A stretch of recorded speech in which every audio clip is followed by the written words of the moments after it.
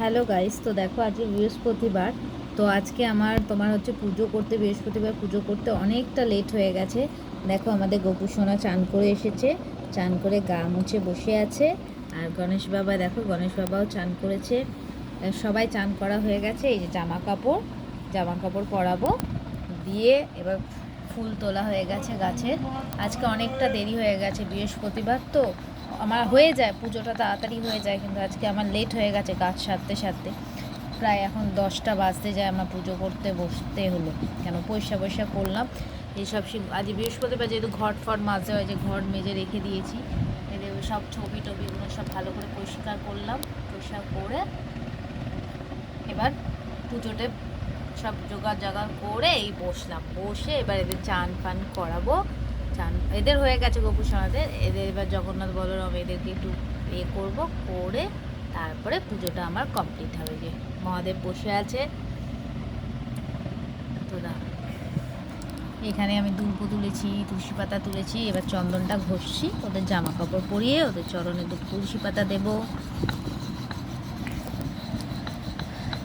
আমার হয়ে যায় সাধারণ, মানে ওই 7:30 7টার মধ্যে পুজো হয়ে যায়, কিন্তু এতটা লেট হয় না। কিন্তু আজকে প্রচণ্ড লেট হয়ে গেছে। তো চলো এদেরকে জামা পরাই, ফিরে আসছি। এবার গোপু সোনা সিংহাসনে বসে পড়েছে, জামা পরে। দেখেছো কি সুন্দর পিঙ্ক কালারে? দেখো কৃষ্ণকে, দেখো ও দাঁড়িয়ে পড়েছে। আর এদিকে গণেশ বাবাকে দেখো, ব্লু কালারের ধুতি পরেছে। চলো আবার ফেরত আসছি। দেখো আমার পুজো করা প্রায় সম্পূর্ণ হয়ে এসছে।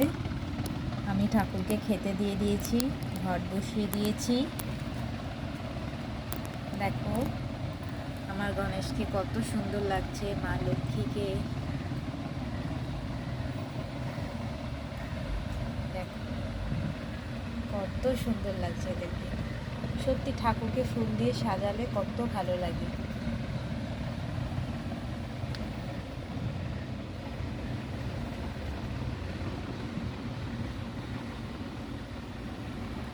এখানে আমার মা সরস্বতী বসে আছে,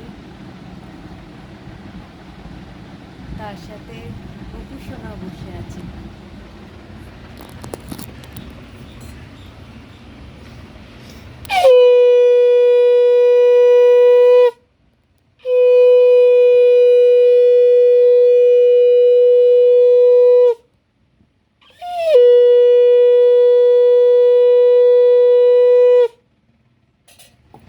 সবাই আমার ঠাকুরকে প্রণাম করো।